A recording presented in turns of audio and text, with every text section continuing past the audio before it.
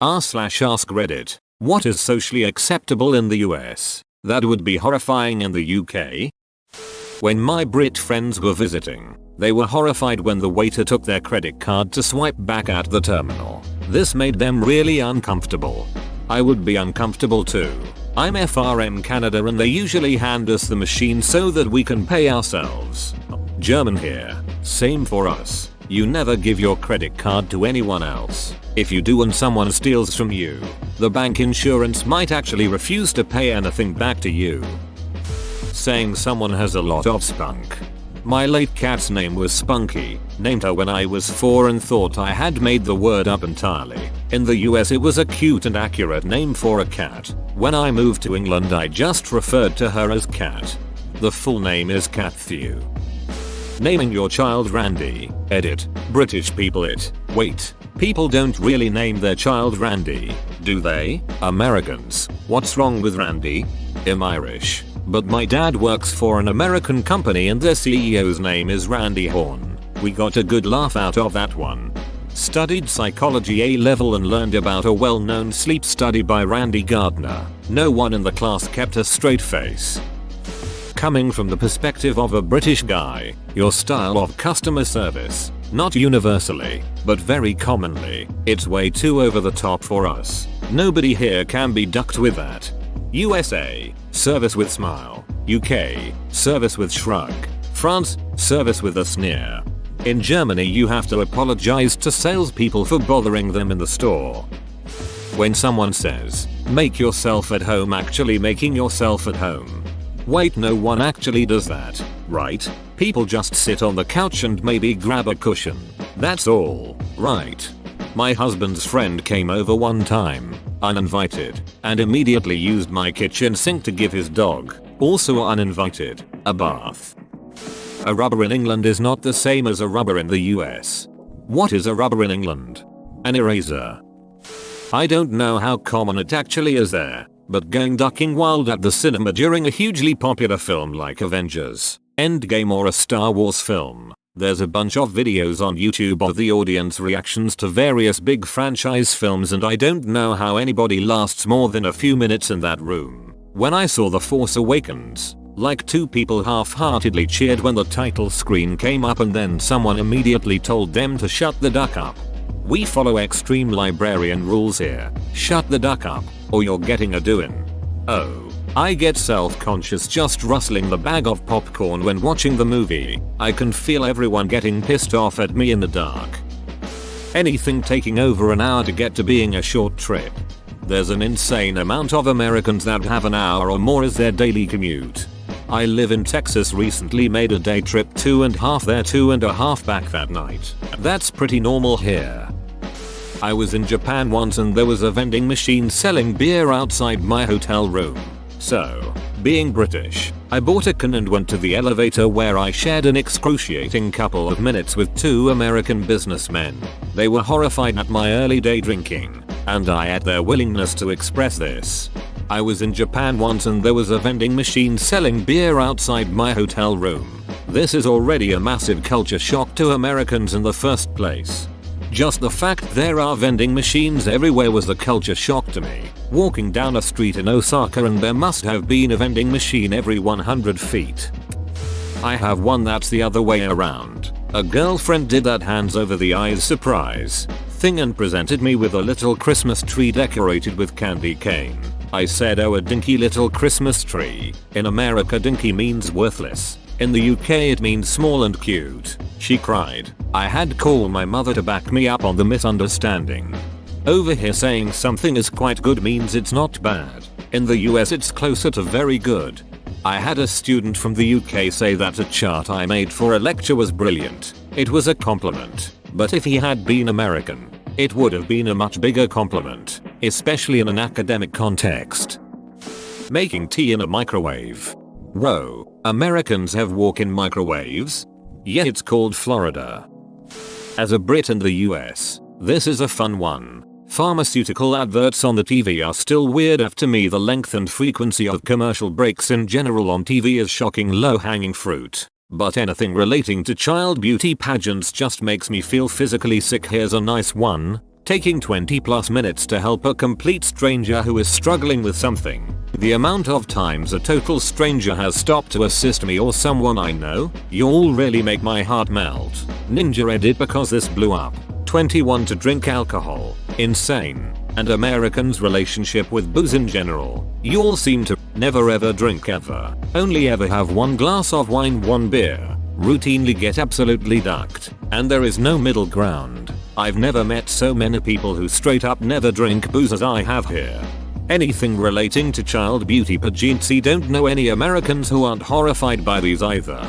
Either you're horrified by them or you're involved with them. There is no middle ground. Chatting casually at the lift. Saying elevator instead of lift. The fact that the second floor in the US is the first floor in the UK. Really confusing the first time I went in an elevator in the UK. Politicians mentioning religion when campaigning. Only a few years ago that Tim Farron got raked over the coals when it came out he was quite religious, which implied he might be anti-gay marriage. Night and day compared with US politics. It haunted that entire general election for him. Everyone knew he was strictly religious but he couldn't really defend himself, as politicians just don't talk about their religion. I remember multiple journalists asking if he thought being gay was a sin and he just had to dodge every question. Bum bag, not fanny pack. Cos over there your fanny means your ass, not your ming. Bites scotch egg. Going 5 miles per hour over the speed limit on the right lane. Unless you can claim diplomatic immunity and flee the country. This is so dark but so good. Congrats. Commercials advertising prescription drugs. Ask your doctor if OxyContin is right for you. Meanwhile, this behavior would result in notes in your medical record that follow you around every doctor's office you go to. Being permitted to turn right at a red light, or even left if turning from one-way street to another one-way street in some states, unless there is a sign specifying no turn on red. Edit. Jeremy Clarkson calls right turns on red something like America's only contribution to the world. Being able to U-turn at a light unless a sign says otherwise. I'd never seen it until I moved out of my home state. Edit. This is now my most updated comment. Paying more than the price you see on a price tag in a shop due to taxes. WTF, just put how much it costs. There is a long-standing distrust of government in general and taxes in particular in the US. Dating back to the days we were a colony, the businesses want to make it clear that we are only charging you $1.99. The filthy government is charging you 13 inches. The inverse answer to this question would be calling people a dunt. I feel like Americans are very sensitive to swearing. I can call someone a ducking dunt and it'll have the same energy as if I called them a silly sausage. It just seems standard over here. I've had Americans on Reddit say I'm raging seething because I swore so much in my comments, but in reality it's just how I speak. Pub lunch at work with American colleagues. All the Americans were suited and polite drinking soft drinks. One of the UK account managers walks in and says, "Howdy dunts. Who's getting the beers in?" Shocked looks all round from the Americans. Chuckles from the British. I've learned from my British friends that you have to be very careful giving peace signs. If you have your hand facing a certain way, it's like a duck you in the UK basically. Whereas in the US it doesn't matter which way it's facing really. Several years ago I sent them a picture with me doing an incorrect peace sign and they were appalled. Eater. The offensive version is where your palm is facing inwards. Eater again. My life goal of being on BuzzFeed has been achieved. I'm originally from the UK, have a son that loves Japanese stuff, so we went to a gun show that had people selling swords. Found a really nice katana for him to hang on his playroom wall, but that surreal moment when we are walking out of the show, with his sword in scabbard, on end, by his side, walked past a cop at entrance, who nodded approval, nice sword. Then in the parking lot, past a lad his age and his dad, both carrying semi-automatics rifles on slings. Both nodded approval and respect to my boy with his sword. The whole show had hundreds of people walking around with guns and bags of ammo. Never felt anything but safe, but did think how this would be a tad out of place back home.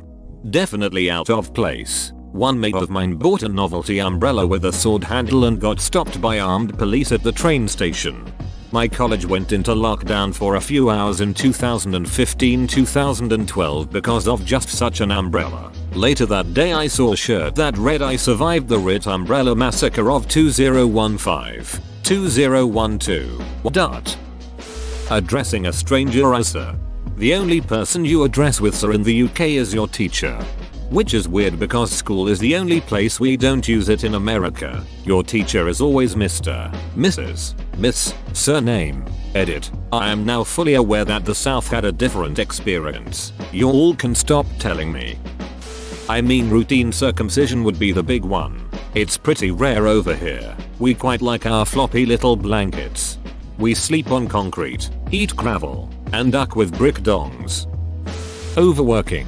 It's rewarded and encouraged in the US. But during my time in the UK, my colleagues were horrified by the long hours and lack of holidays that was the norm in the US. Is it really rewarded, or just encouraged?